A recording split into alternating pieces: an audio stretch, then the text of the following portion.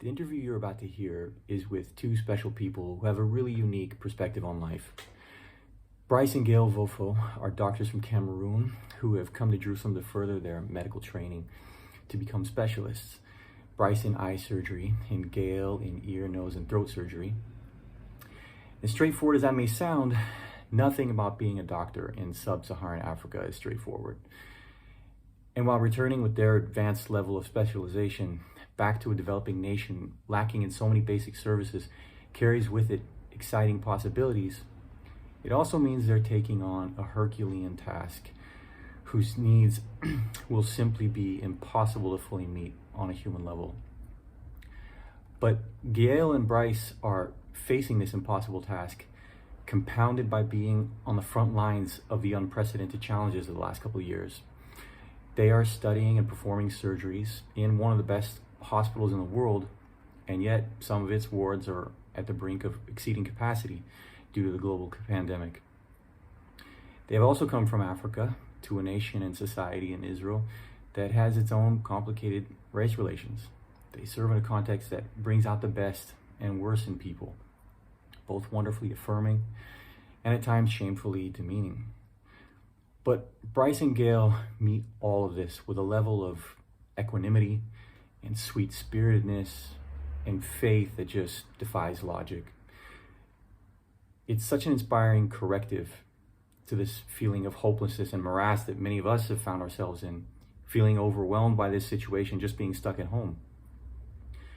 So we start this conversation at the point where Gaelle and Brice are describing what it's like being a general practitioner doctor back in Cameroon, where the word general in general practitioner doesn't mean basic like it does in the West.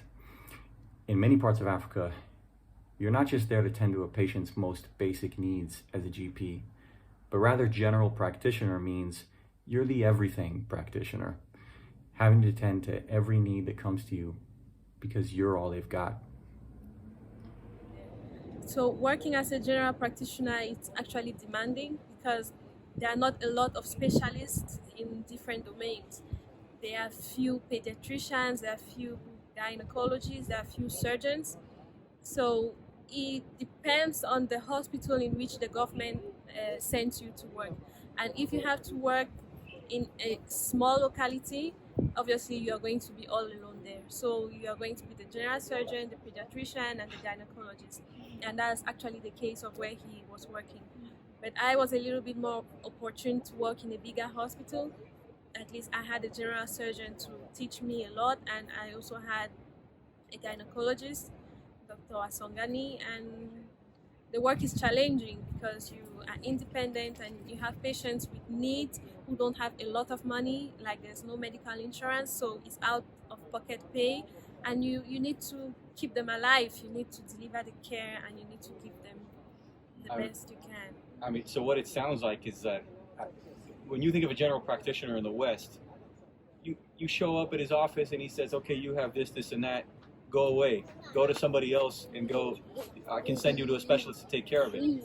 But if what you're saying, there aren't many specialists, you're going to be the doctor taking care of whatever problem they come with, right? Yeah.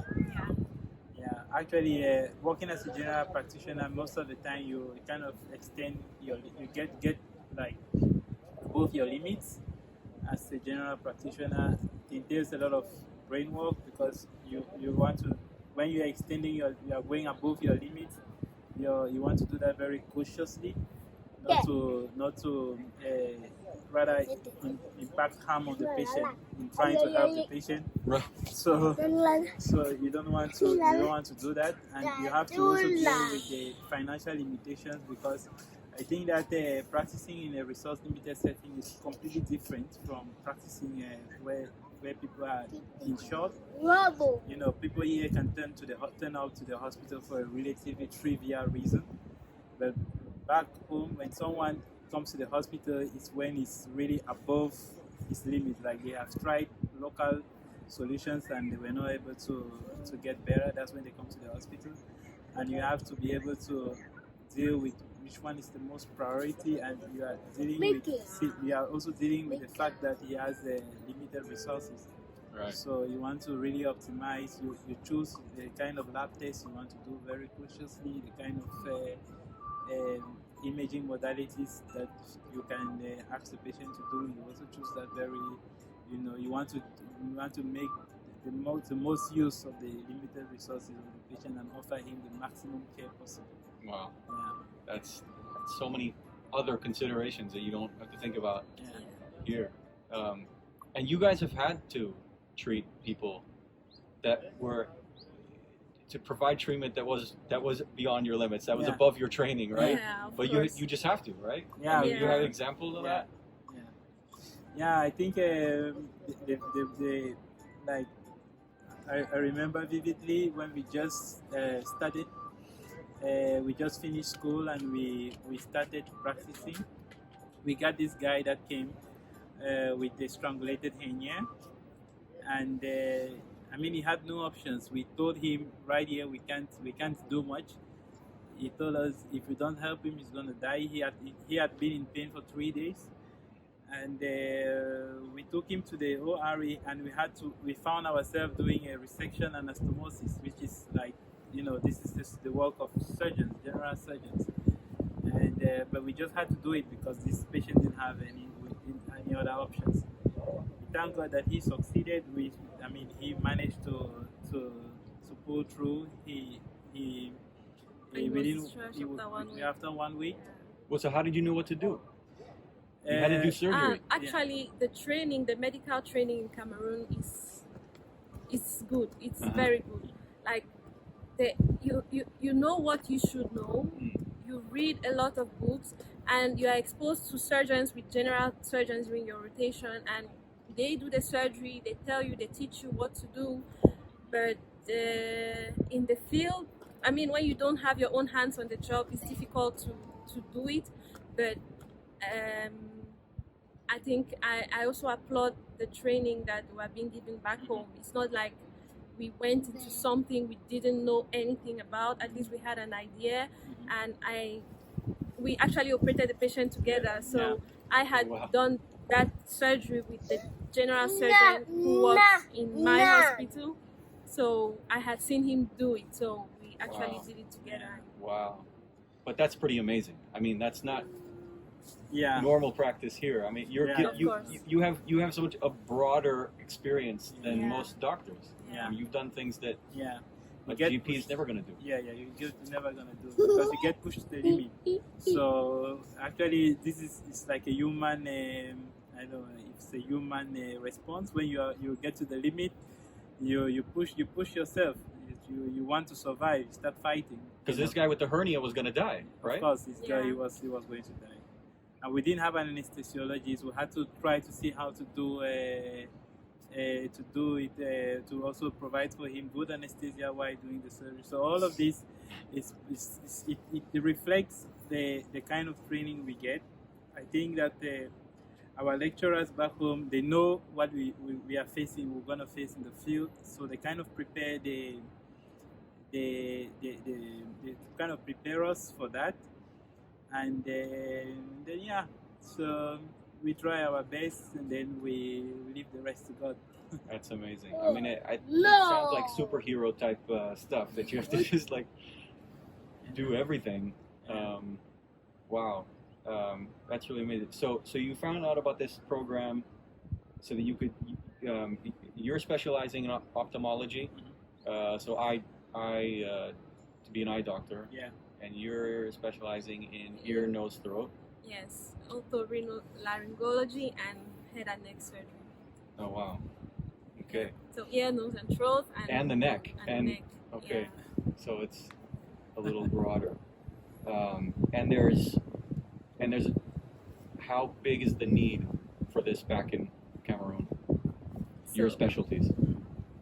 There is actually a need, because as general practitioners, these are the two fields that we came to realize that a general practitioner can't venture. Like if you see a patient come to you with a puncture in the eye, you don't know what to do. You can't do that as a general practitioner. So you have to refer him to a bigger city, and usually they tell you, I don't have money, I can't go there. So or a patient comes and he has some sort of strange pathology in his ear.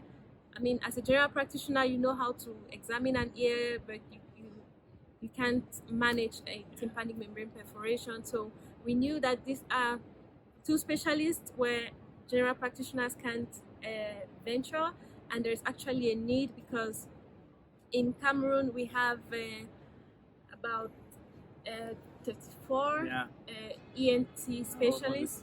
Wow. Out of a population of how many? 25, 26 million now. 34 specialists for 26 million people. Yeah. So these specialists are mostly concentrated in the big regions, in the so there's a need. And when you talk of these specialties, actually we choose them very cautiously because we realized how much more we'll be bringing back home, because these are microsurgeries.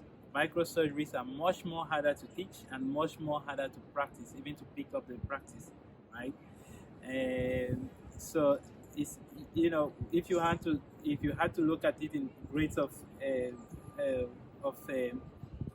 how tough it is to perform, it's really kind of easier to do a macro surgery than do a microsurgery, because it's precise, very precise surgeries. You are going maybe into the eye. Every extra movement that you make will cause a lot of damage. So it's not easy to teach these surgeries. It's not easy to practice it. We are very happy to be here in Hadassah, because in the world we don't feel that we are lacking in any form. In the training here is really top, and we hope that we will be able to gather as much as possible, so that once back we'll be able to not only practice but also be able to teach this to other doctors, so that at least we can also have doctors that could do, because we need more of such level of specialization to offer care at that level. Yeah, that's amazing. Yeah. So you'd go back and not just you have a huge impact just in being able to treat people, but if you can also train people, that will just exponentially increase your influence. Yeah. That's really incredible. Was it the story that you told me with the guy with the hernia that you had to quickly check YouTube for a tutorial? Yeah. Was that the? Yeah, that's actually it's like checking the resources you have around to offer the best care, right?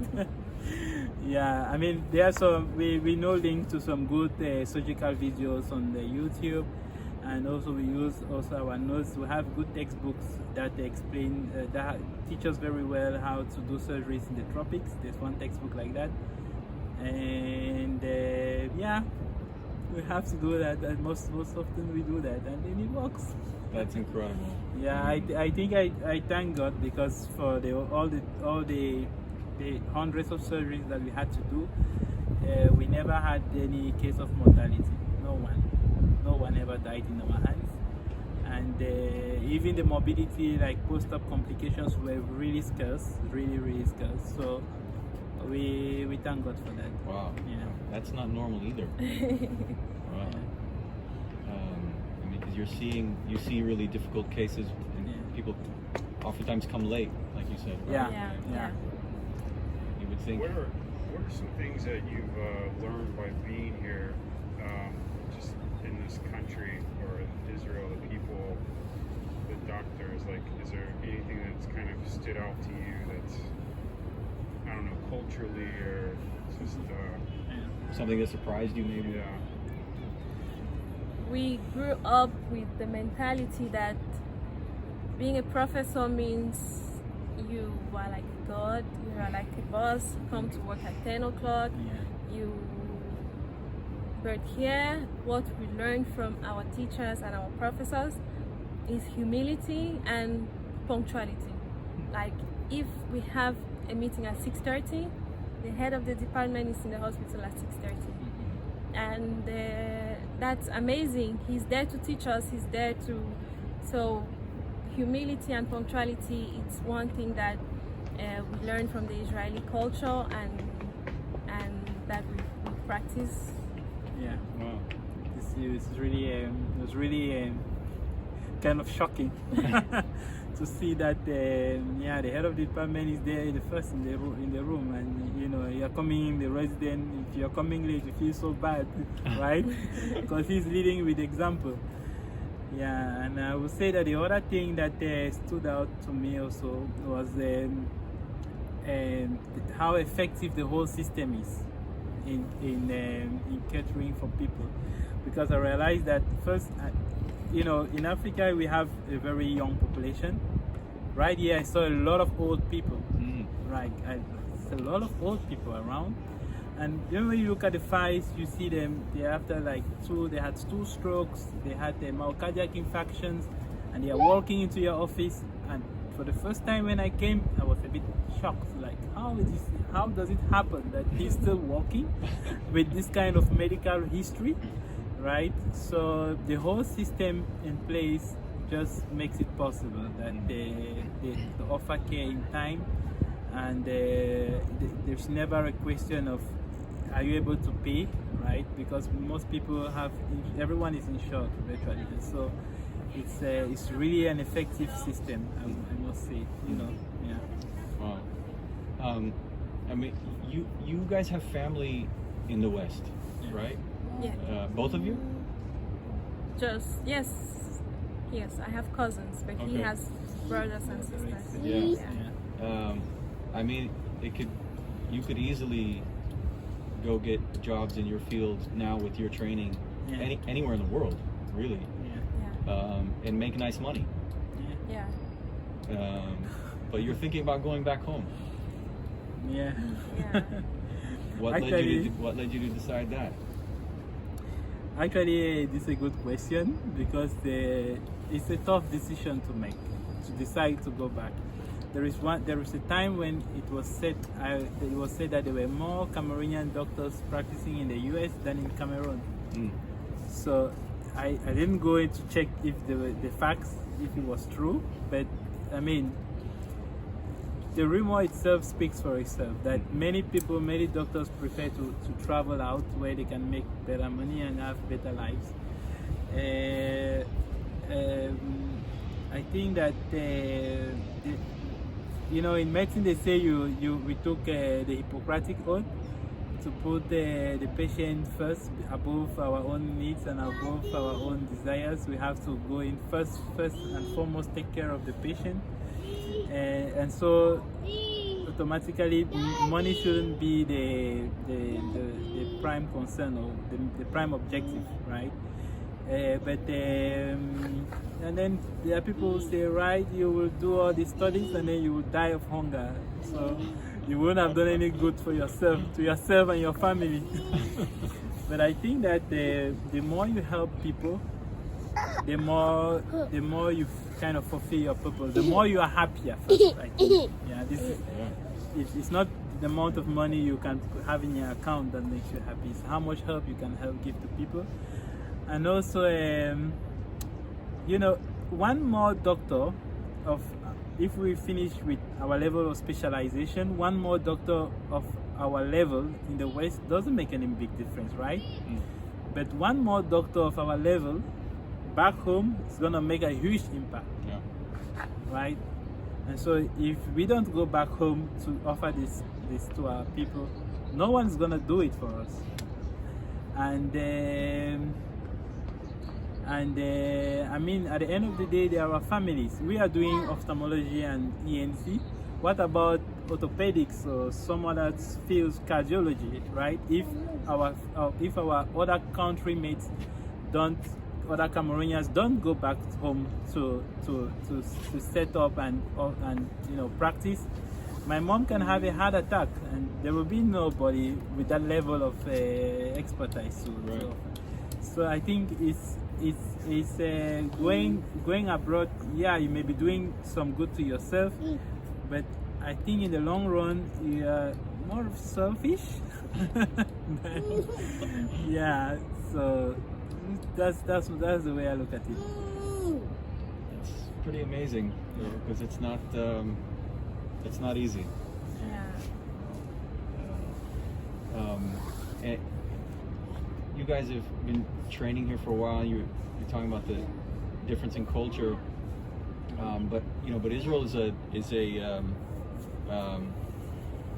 also has its challenges here in society, and so what's it like being training here as Africans? Sometimes people are not always happy about people coming from abroad or foreigners. So what's that like? You must sometimes face those challenges.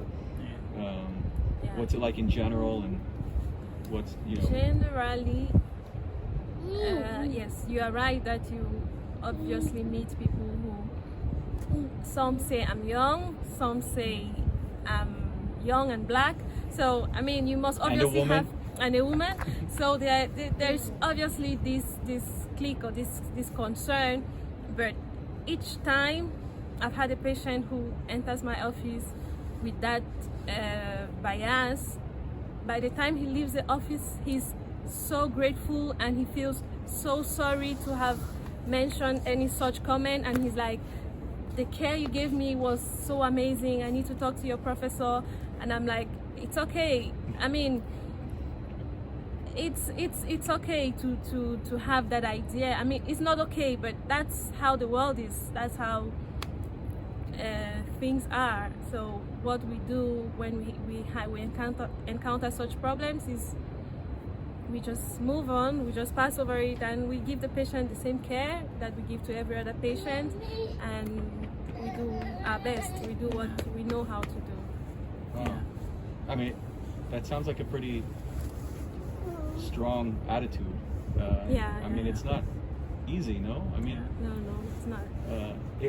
How often is it? I'm sure there's people who obviously don't have a problem that you also have, but is it frequent? Do you find? No, it's not. No, it's frequent. So actually, it's expected. There is always some level of racism, and but I must comment that our lecturers here, our seniors, have never felt. And she told me she never felt like we were being, that the color of our skin matters, right? I've never had this, I even think I have some lecturers who treat me better than and who really no, we've never. We've never had that. Usually you get that from some patients, right? You get that from some patients, and I remember once I was checking colors in a patient. I'm in ophthalmology, and I was checking how the patient sees colors. So the patient had been very mean to me from the time he got to my office. He didn't like the fact, I don't know, he didn't like the fact that I was the one to take care of him. And I was trying to show him if he could see colors, and he told me, he wasn't seeing colors, right? And he was like, no, but why am I asking him if he's seeing colors, and he's not seeing colors, but he can see me, right? He can see me, and I tell him he can't see colors in the book. So we have patients like that make us laugh with their way of seeing things. Our mentality is way above that. But you feel like you have the backing of your colleagues? Yeah, of course, yeah. There's no patient who comes to the clinic and who says, I don't want that doctor, and who finds another doctor. Like what everyone tells you is, if she doesn't see you, you just have to go home. She's the only one who can treat you. So we really don't feel discriminated upon, and we feel that we have the best and the same training with everyone. So we provide the best and the same care that we can. That's great to hear. Because racism is an issue that people are dealing with really intensely all over the world. In the United States right now, and it's hard to know what kind of attitude to have about that, because you want to fight injustice, and you should be angry, right? You should be angry about injustice, but how do you not let that anger consume you, you know, so that it doesn't destroy you on the inside. You want to stay strong. So it's amazing to hear your examples. And the Lord Jesus Christ teaches us to practice tolerance, right? Tolerance, and you know, I mean, I won't let that spoil my mood. Wow. Yeah. That's great. Well, even just hearing you laugh about it casually is not a small thing. It's an obviously an attitude of strength, and yeah, I think it's what is so amazed me about you guys.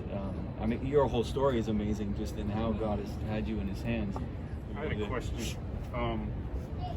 Is there anything that from the pandemic with the COVID, anything that, I don't know, sticks out in your mind that you've learned, or you're, I don't know, kind of in this whole situation, because you're in the medical field, and you know, there's a lot of Christians who are anti this, anti that, and, or scared of this or scared of that. Is there anything that you've learned from what's going on in Israel, or what you've been involved with, that, I don't know, that got So the COVID pandemic came with much more work, and because they had to open much more departments, much more hospitalization units. So part of the work means that we need to take on calls in the COVID department with the patients. So that's a little bit stressful, because How are you dressed? Like you're going to the moon. yeah, especially when you have to have direct contact with the patient, like you should have a complete personal protective equipment. But I mean, you don't spend your whole day with them. Like, you do your rounds and you talk with them, and then when you come out free. You wear the green scrubs, and that's it. So it came in with a lot of work, but it also came in with a new philosophy of life, like the Zoom meetings and the lectures from afar, not always having to be in the same room with people, conferences from afar. So it has its own advantages and disadvantages. But the truth is, where we come from, we have never really been exposed to such a deadly pandemic. And even with the COVID, like right now in Cameroon, life is normal. So we used to laugh about it, that if we had to have this kind of a pandemic in Africa, then Africa will be wiped out. But so this was our first exposure and experience to such pandemics, and yeah, we had a lot of theories, or a lot of anti-Christian conspiracies, but I mean, at the end, we're scientists, and we also want to not to go against the will of God, but we just trust Him that everything that happens is His will. If He wants us to get the vaccine, we're going to get the vaccine. If He wants us to have corona, we're going to have corona, and we'll get well from it. So it's And if there is one thing that we have to learn from this pandemic, is how vulnerable we are and how powerless we are. We think that we've learned a lot, we've studied a lot, we have the power of science, and we can master things, we can control things. But the little virus put almost everyone on his knees, and it just tells us how vulnerable we are, and how we have to brace ourselves with the words of Psalms 91 all the time. And that's it. I mean, we were at one point we were a bit reluctant about taking the vaccine or things like that, and we said we have the Lord by our side. We just pray about it and say, God, we pray that this vaccine, we're taking it should be only for a good, it should not, be it knowingly or unknowingly, it should not have any negative effect on us. We pray that it should be for the intended purpose, right? We know that God has the power of changing everything. Even if the vaccine was not for a good purpose, it's gonna be for a good purpose for His children. I mean, we shouldn't live in fear when we have God by our side. So these are some of the lessons that we must learn from this pandemic. If we can't learn from this, then I'm not sure we may be inviting a worse pandemic to be able to learn, right? Things were pretty bad, and I mean, everyone got whether infected or affected. I think I freaked out when my mother got infected with the COVID-19. I was in the clinic, and I remember I was totally lost. I spent my time writing off and being with the patient, and my mind was elsewhere. And on the other side, my mom, she's a Christian, and she denied it, right? She was coughing a bit and a bit of fever. They wanted to take her to the hospital, and she's like, no, she's gonna stay home. And she spent her time praying, and after 2 days she was fine. So I mean, this is a time that we have to take advantage of it and grow in faith. Yeah, that's a great attitude about it. How old are your parents? My mom is about 64. And my mom is 58. Yeah, we both lost our dads. Mommy. So, Mommy. yes, baby. Your father was kind of like a patriarch Two cats. and a leader in the community, right? Yeah, he was a very fervent Christian. Yeah, he was a very fervent Christian. And one thing I admired with him is he didn't let his environment to influence him, because if he had to do that, he wasn't found. He had no. There were no conditions that were made nicely for him to be a Christian. Everything around him was, was for him not to be a Christian, right? So, but he was very, very strong and determined in being in his life, in his Christian life, and that's something that we miss a lot about him, because he taught us about discipline and being born in a very, very polygamous family. Back in the days, it was very common to have men with many wives. My granddad had about 50 wives. And so you can imagine 5-0. So you can imagine the kind of big polygamous family he was born, with the worship of idol worships and stuff. But he came out different. He was monogamous, got married just to my mom, and then he brought us up in Christianity. So this is something we kind of thank him for that. For standing out different. Wow. Yeah, despite that the conditions and the environment was not that for someone that was not, conducive for someone to be a Christian. So in the town that you grew up with, what was the percentage of Christian and non-Christian? In the town, actually, we came to town where there were a little bit more Christians. And back in his days in the village, it was really, maybe I would say maybe 10%. Oh. Yeah. Wow. Yeah. And same for you, Gaelle. You also came from a Christian family. Yes, I came from a Christian background. I lost my dad when I was 2 years old, so I didn't really get to know him. But I have one brother, and he knew him. So we grew up basically with our mom, and she's a Christian. She's a Catholic Christian.